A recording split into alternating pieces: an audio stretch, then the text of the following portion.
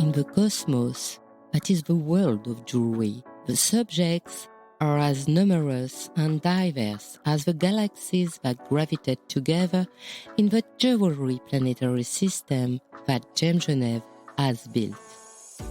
The show has become a cultural event, offering exhibitors and visitors alike a wide range of subjects to explore, from the history of jewelry to know-how and current issues. So I've brought them all together in one universe. In this new season, the seventh of the thematic podcast, Il était une fois le bijou. For this second show, I propose to explore a nebula of what we might call the lost arts. In other words, the jeweler's skills that have disappeared or become rare, but still bear witness to the excellency of a specific skills and teaching. To explore the way of lapidary, I invite you to listen to Justin K Prim. He is a gemologist, travel adventurer, and gentleman lapidary, and founder of Magus Gem, is a boutique for cut gem and jewelry. He is also a historian, teacher, and author of The Secret Teachings of Gem Cutting. Hello, Justin. Hello, thanks for having me. Justin, since when gem cutting has existed? My idea is that gem cutting goes back all the way to the beginning. We have stone tools that are millions of years old. We have bead necklaces that are hundreds of thousands of years old. So really, you can imagine that gem cutting and jewelry making has been with us since the beginning of human history. So to me, it's a special art form that is not just something for today, but it's something that our ancestors did and their ancestors did. And I see it now as being one of the most human activities that we can do. It's something that we've always done to try to change our look as a person and improve it, make ourselves more beautiful, whether it's with precious metals or precious stones. So it's very, very old.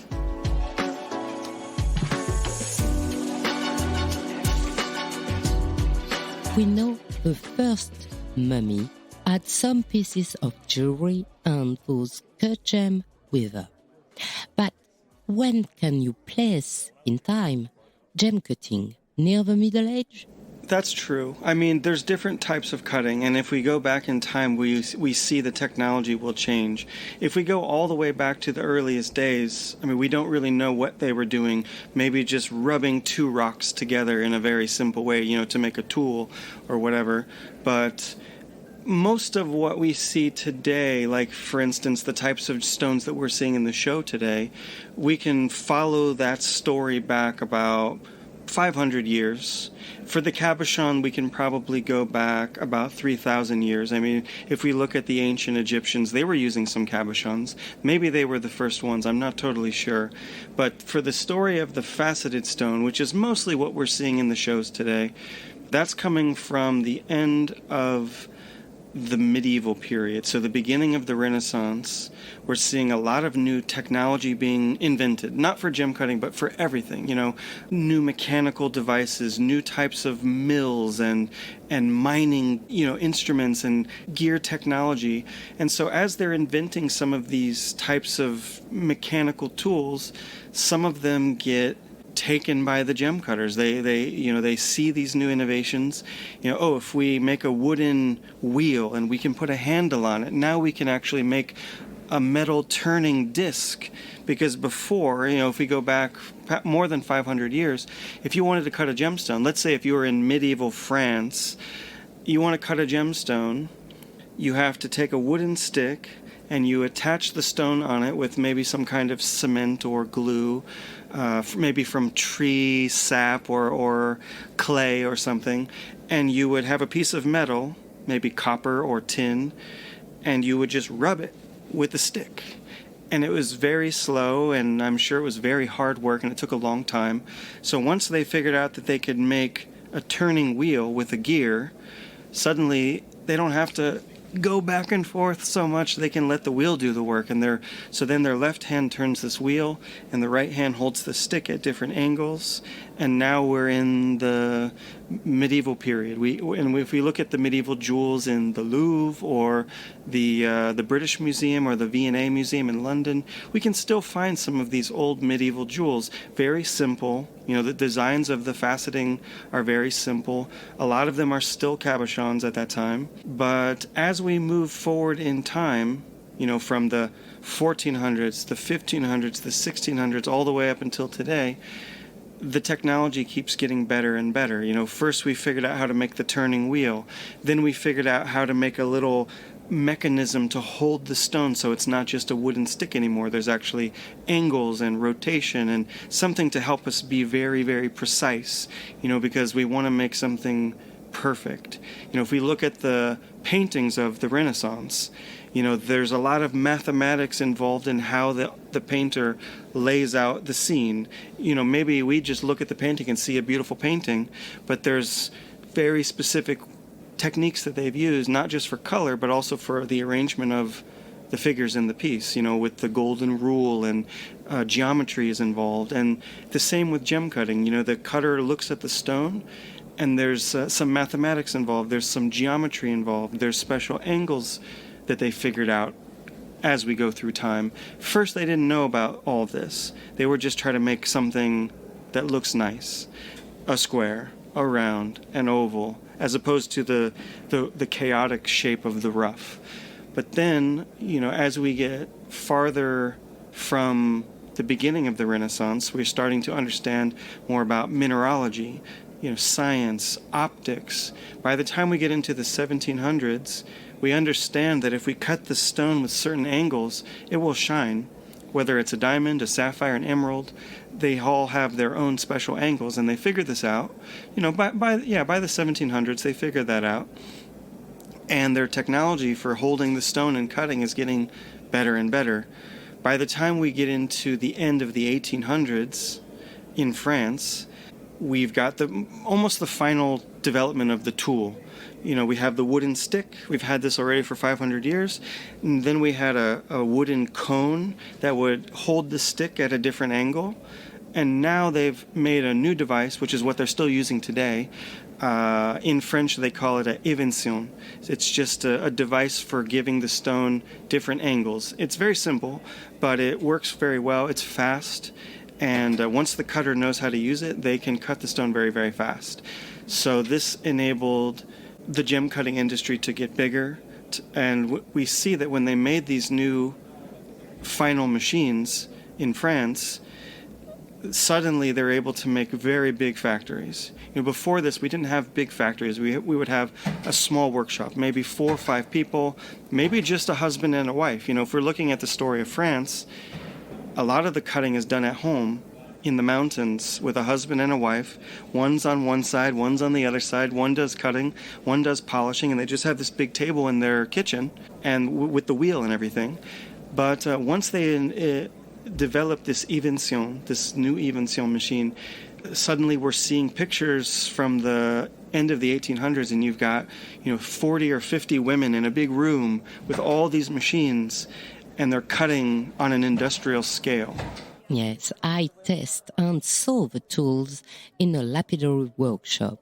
It was yet again a disc and this pen-like tool. Is it still nowadays the same tools and technique that are used? Mostly. If we look around the world, we do see different types of machines being used.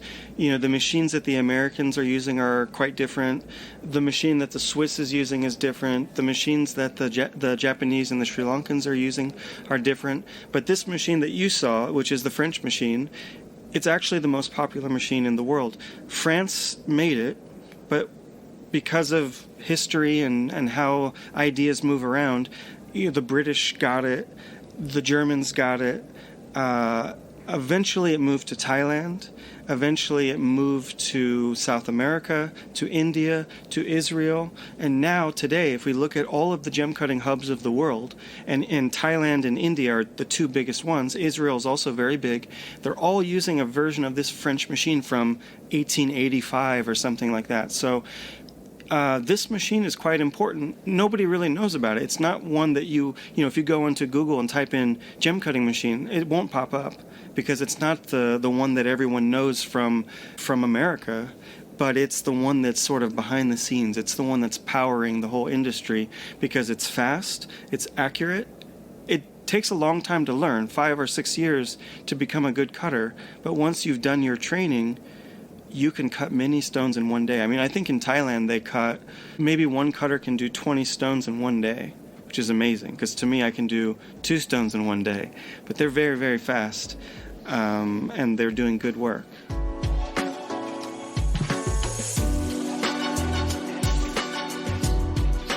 So your point is that at the beginning, the progress of the machines permitted lots of development toward gem cutting, and now it's a art perdu, a lost art. Why? Well, it's a complicated question, but I think we can look at a couple of major moments in history.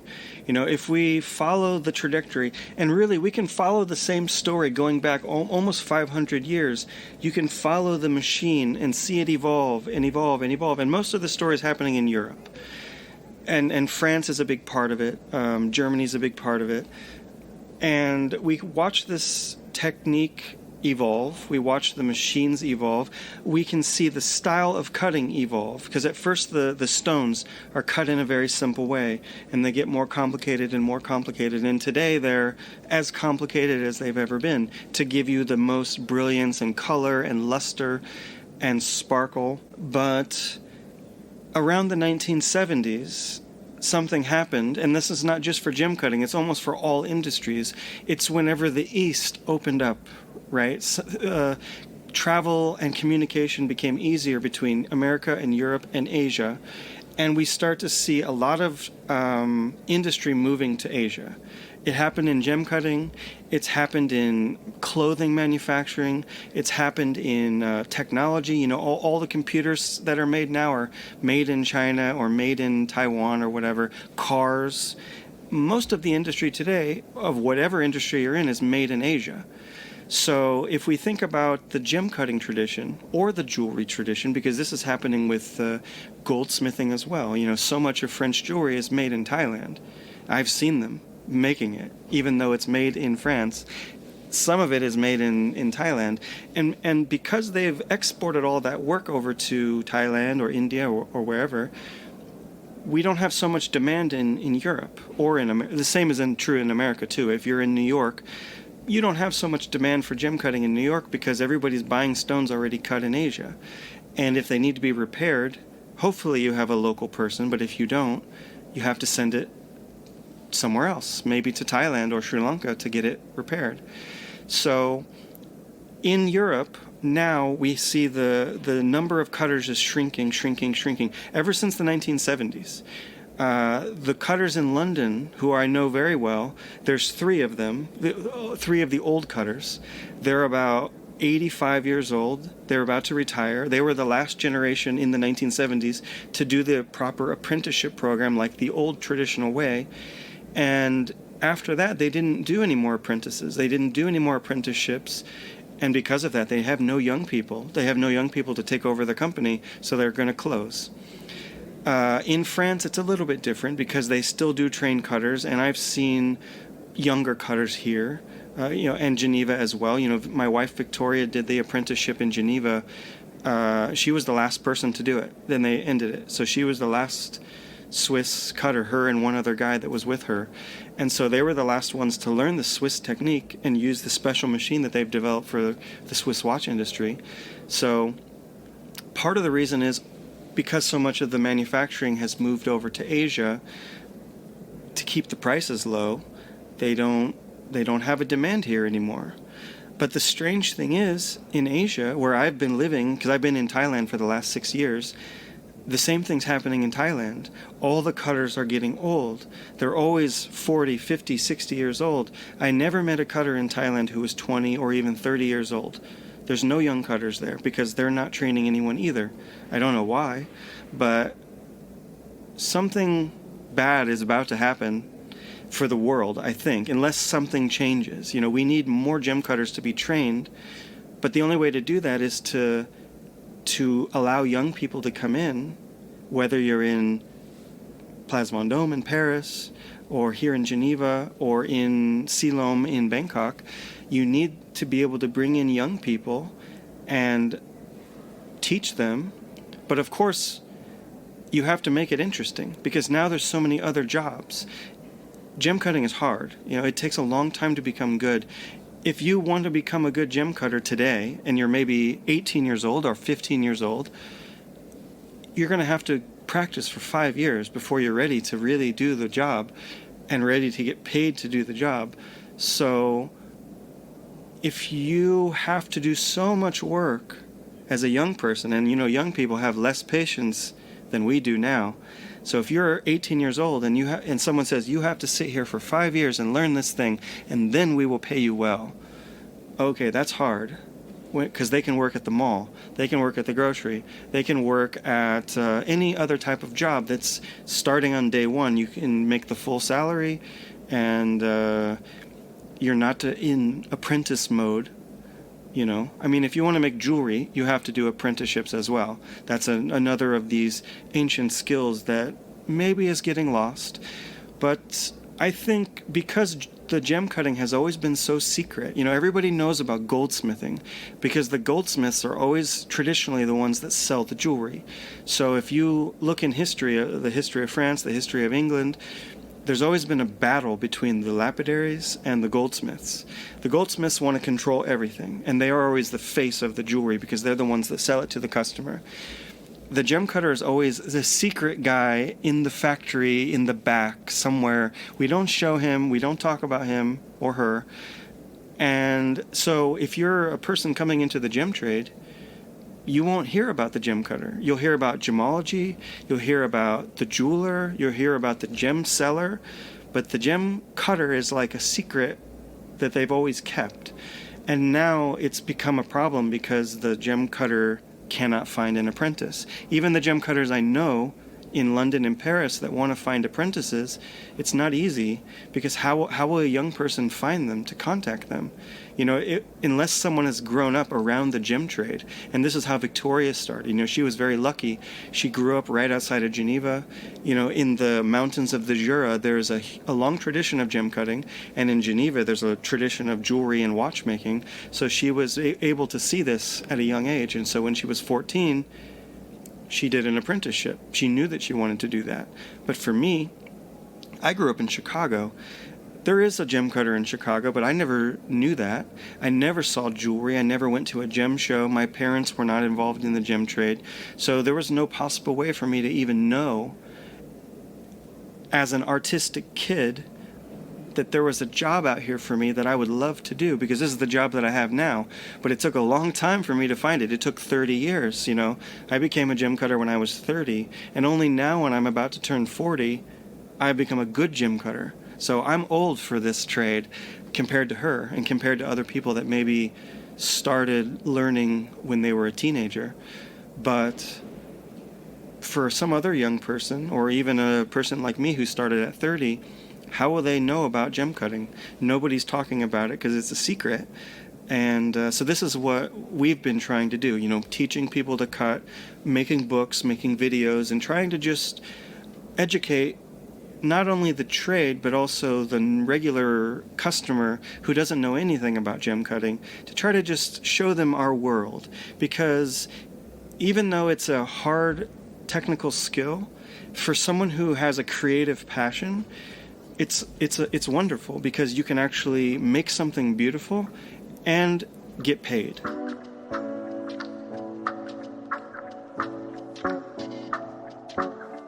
The guy in the secret.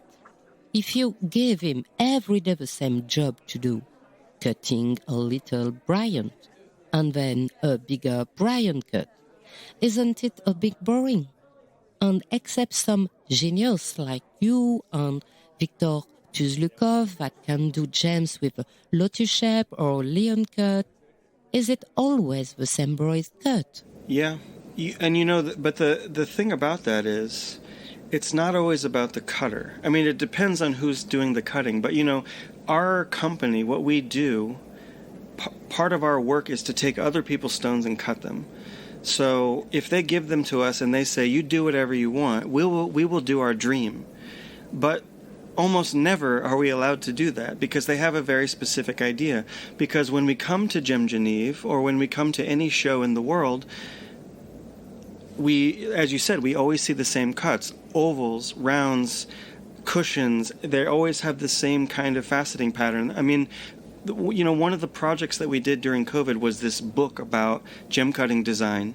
And I looked all over the world, and as you said, there's only a few. There's 25 designs that I found that all the jewelers in the world use, the ones that everyone is familiar with. And these designs have evolved over these 500 years, as we said, from the simple cuts to the very complicated ones.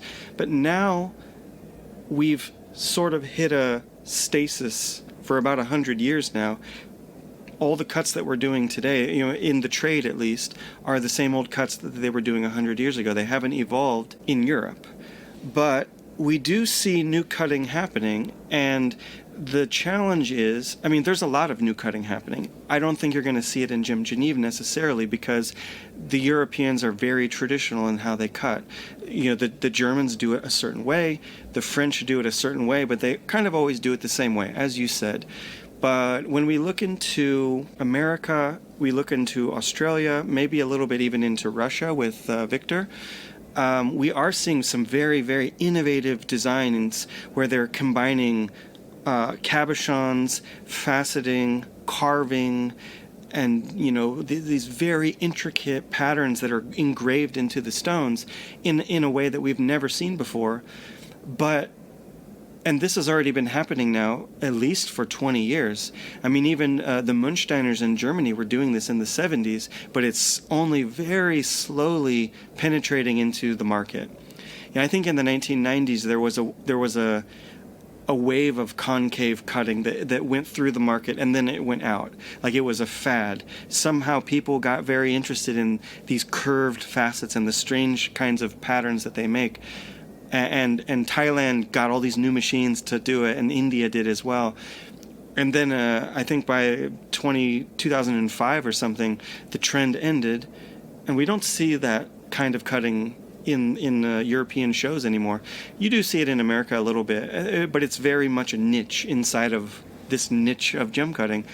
So it's a challenge because us as the gem cutters, we have some ideas and maybe we're not allowed to express on the customer stones.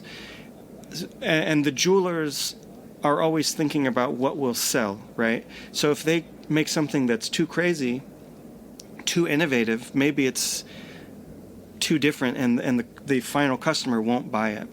So it's really going to be up to the jeweler whether they want to take a risk. And there are some jewelers that do take a risk and they want to try something very different because, you know, as we can see here, there's a lot of similar types of jewelry, and some of it's classics and they're always going to sell, and some of it's a trend that will come and go.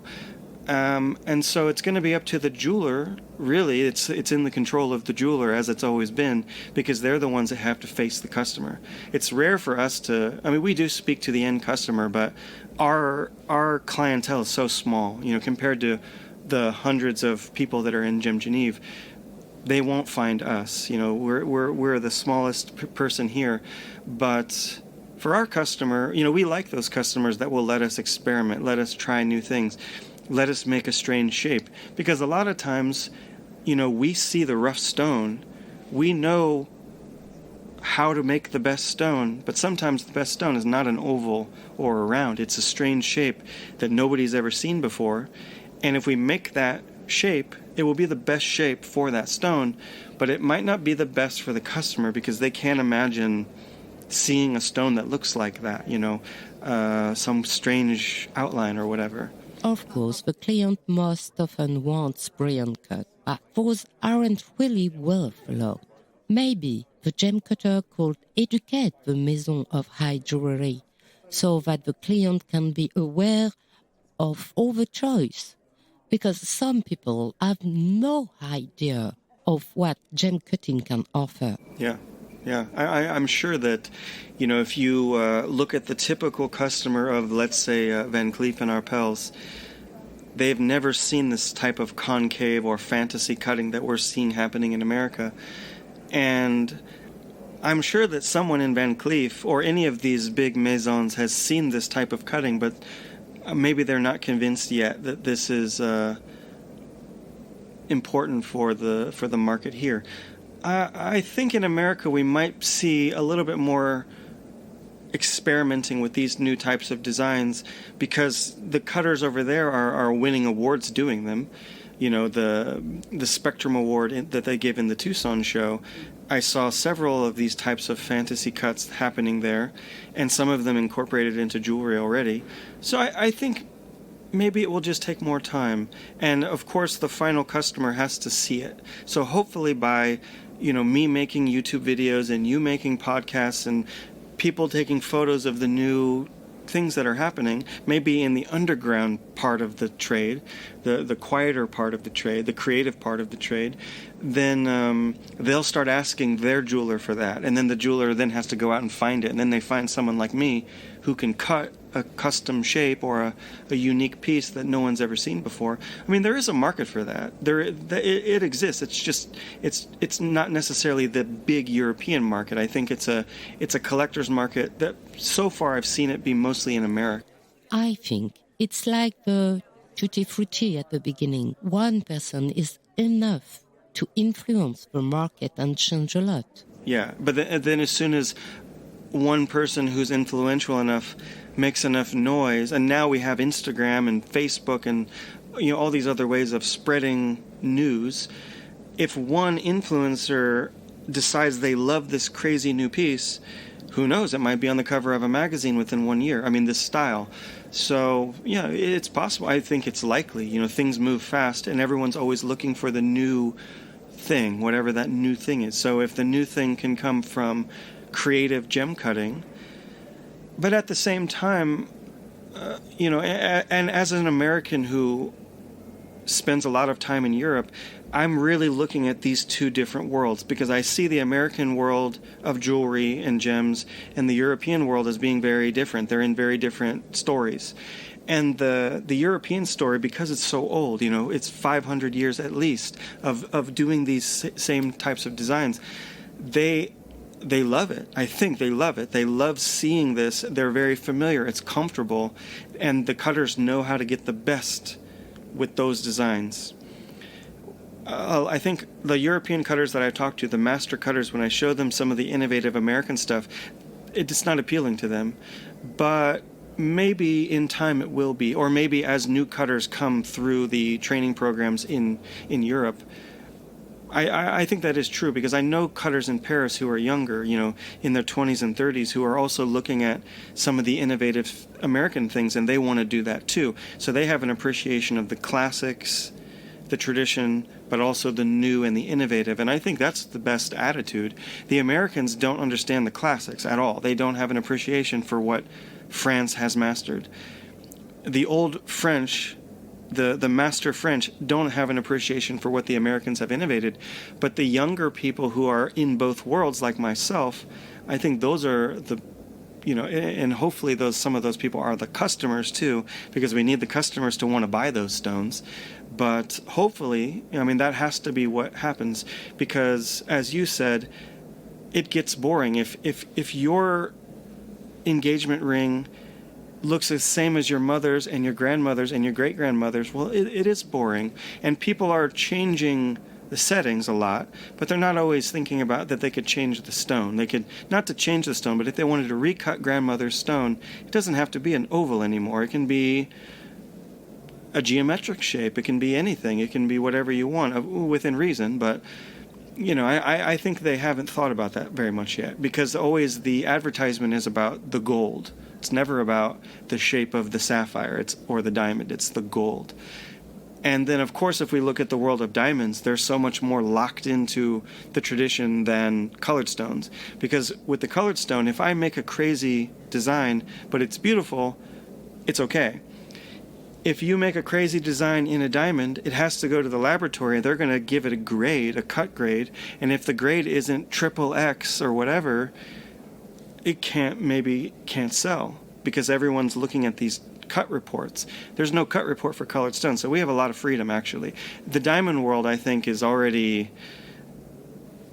not to say that it's doomed or anything, but it has no innovation at all. There is literally no innovation in diamond cutting. Maybe in the colored diamonds, to me, that's the most interesting thing. Or now there's a new trend of diamonds that look like the old-fashioned diamonds, old mine cuts, old European cuts, old rose cuts. For 5 or 10 years now, we've been seeing this trend starting to get bigger and bigger, because people are into vintage and they're into antiques, and so they're starting to see, why does the antique diamond not look like this XXX Hearts and Arrows Brilliant? And some people actually like the old one. For me personally, I like the old one better. It has some charm, it has some character that doesn't look like everybody else's ring.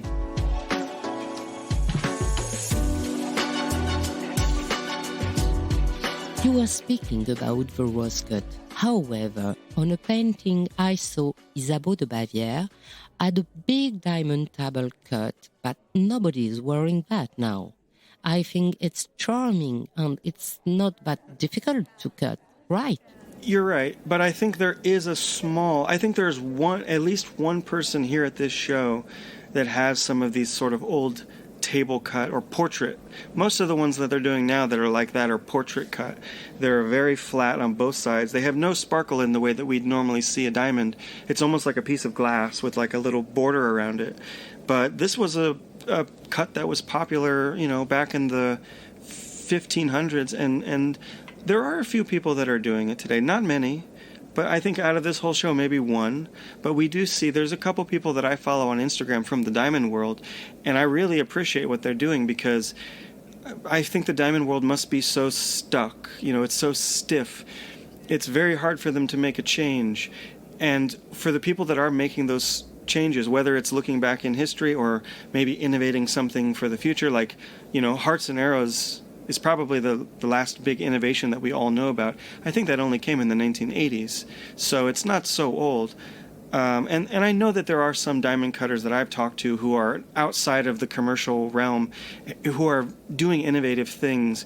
I saw someone in Tucson that pulled it's a synthetic diamond, but just as a test, and I saw it and I didn't even know what it was. It looked amazing. It was like a bubble with all these, it was like a round, almost like a disco ball on top, half of a disco ball of a diamond. And I was like, where did this come from? And they said, this is a secret right now. Nobody has seen this, but we're showing you. So there are some innovators in the world of diamond, but I think that's a big industry that moves very, very slowly. The colored stone world is a little bit more wild and free, and we're able to get the rough and do things with it. Whether the big houses buy it and see it, maybe not, but because of Instagram and social media and our own marketing, we're able to find the customers that want innovative new things. So luckily, we do maybe half-half. We like to do the traditional, but we also like to experiment. And if you look at our social media between me and Victoria, you see both. The classics and also some very strange new shapes and new designs that we have dreamed up for ourselves. It's not a joke, but maybe you can think about TV show to permit young people to discover some gem cut, like the show Forge in Fire. Perhaps it can give young people, creator, professional, or jewellery maison some ideas. Maybe the maison can give some help to finance the TV show. I think that's possible. I mean, so far, especially since the beginning of the pandemic, we've been really focused on YouTube. Because YouTube, even though I would love to do a show, if we could do something on TV that would reach so many people and show people how does this thing get made. But YouTube is something that we can do right now. I don't need to work with any big company.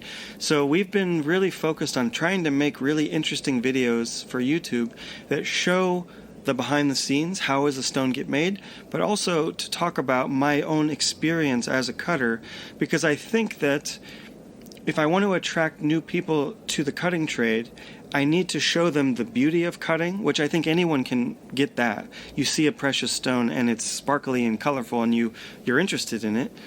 But also, I want to try to touch the imagination and the heart of some young creative person who wants to do something with their hands. Like when I was a kid and a teenager, I wanted to make art. I wanted to create something, whether that was digital art or physical art, either way, whether it's photography or web design or painting.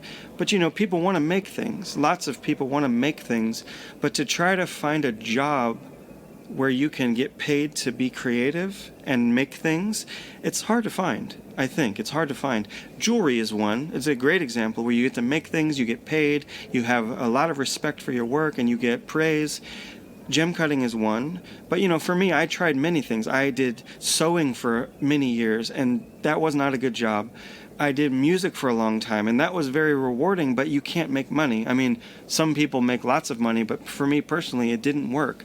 And I think for a lot of people that I knew from art school, very few of my art school peers are working in the arts. I know one photographer who's a professional who's very, very good. I know one videographer who makes documentaries and is very, very good. Everyone else I know has had to go into other things. Either they work in an office, or they're a mother who just stays at home and does creative things with their kids, or they just had to take a normal job and they're not doing anything creative. So if I can make a video or a book or a podcast that will let some young person know that there is a job here, and we're actively looking for new people to join us because we need more cutters. There's a job here that will pay you a salary that's respectable. You can make something with your hands that you're going to be proud of, and you're going to be able to sell it, or your customer will sell it, and everyone will be happy. And you might see your stone on a magazine or on the red carpet, or you might win an award, or maybe you'll just have the small satisfaction of knowing that you've created this beautiful thing and that tomorrow you get to do it again. To me, that's enough. I don't need to see a movie star with my stone. I just need to know that someone out there is wearing it and they're happy, and I've made my money and I've made my living, and they're happy to pay for me to do that. And I think any creative person, that's all we really need.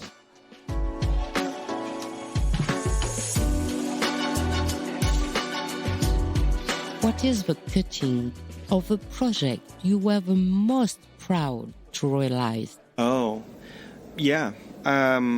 There's been several projects that I've worked on so far. Sometimes, as a cutter, the thing that makes you really proud is maybe how big the stone is, or how expensive the stone is, or who owns that stone. And for me, I've had a little taste of all of those. I mean, in the last couple of years, I had the privilege of cutting a pair of stones for one of the princesses of Thailand. We weren't allowed to tell anyone that we did it yet, because it's not been publicly announced, but I felt a great honor that someone asked me. They went out of their way to find me and ask me, can you cut these special pieces that are going to go to the princess? And then recently I got asked by an American client to cut a huge morganite, 200 carats. It's the biggest stone that I've ever had the chance to cut. And it took me about 24 hours to cut it, with the design and the cutting and the polishing and finishing everything. It was a huge undertaking. Normally a stone takes 5 or 6 hours. So this is a monumental task. And and both times they're asking me, so I feel a special honor, but also they're paying me, so I feel very good about it because my time is precious now.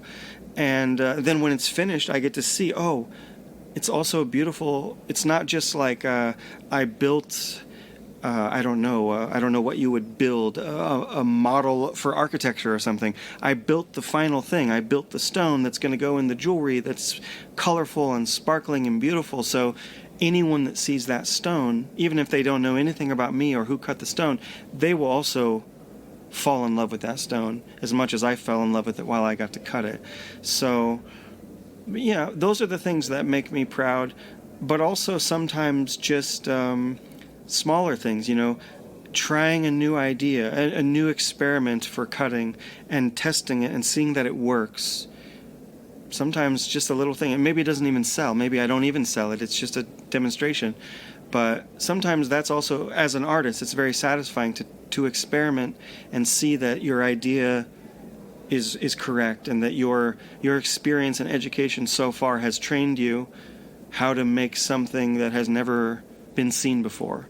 And that's also very satisfying on a different level than, a princess or a big stone. It's just a small victory for yourself as a creator.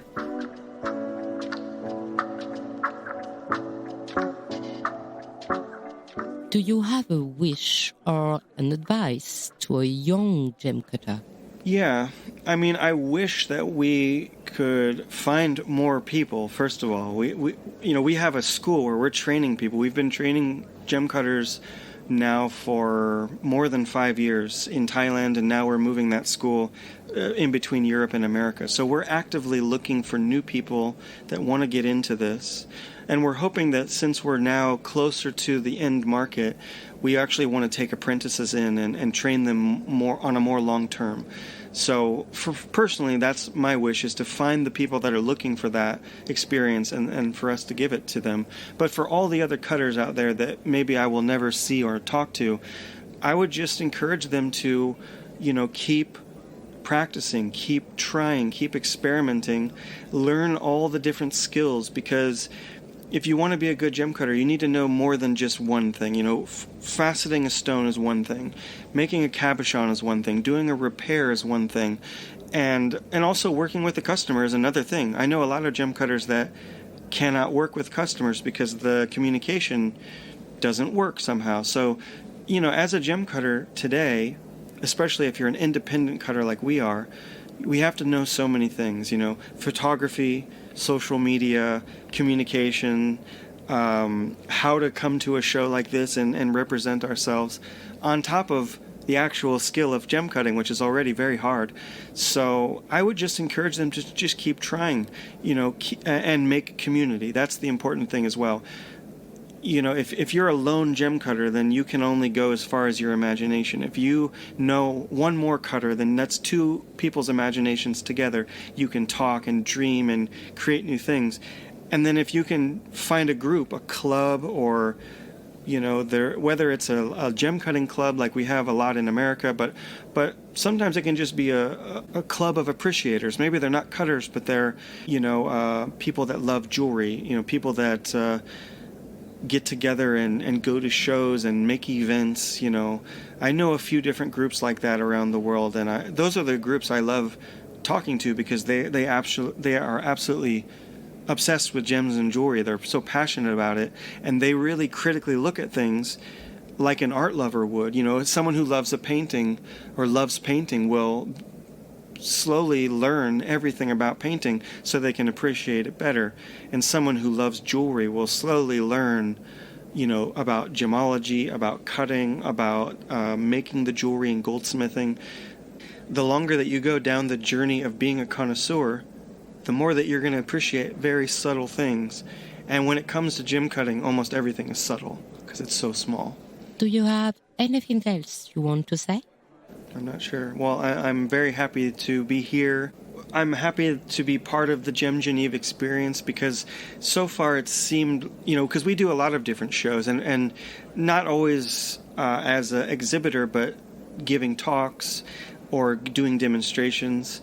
And it's very interesting to see the mood and the spirit of each show. Hong Kong, Tucson, GemGenève. Next for us is going to be Sainte Marie, they all have a different feeling, and I loved hearing today in the talk from the organizers that part of their mission here was keeping the passion, keeping the heart, and not making it always be about money. And I think as a gem cutter as well, we cut so many stones that are not ours. We don't know how much they're worth, and we don't care so much. It's really about the passion, the heart, and the creative art. And so I love to know that someone who's putting on such a big event is harmonious with us in that idea. And so I'm very happy that they allowed us, they invited us to come and do what we do here and be part of the experience, because I feel like we're with friends and we're with family here that are, you know, wanting to do the same type of event and with the same spirit. Okay, really, thank you. Thanks for having me.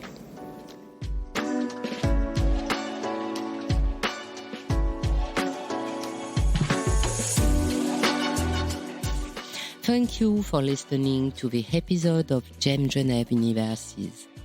I look forward to seeing you in September for the third episode. A privileged moment of discovery and information about jewelry to tide you over until the next edition of the show. I'm Anne Desmarest de Jotemps, and I'll be giving Jewelry Voice every Sunday. Over the next few weeks, I'll be joining you on the Brillante podcast before inviting you to join me on Le Bijou comme un bisou. Do me a favor, support the podcast by giving them reviews, like and star on Apple Podcasts and Spotify, and share the podcast on your social networks. À tout bientôt!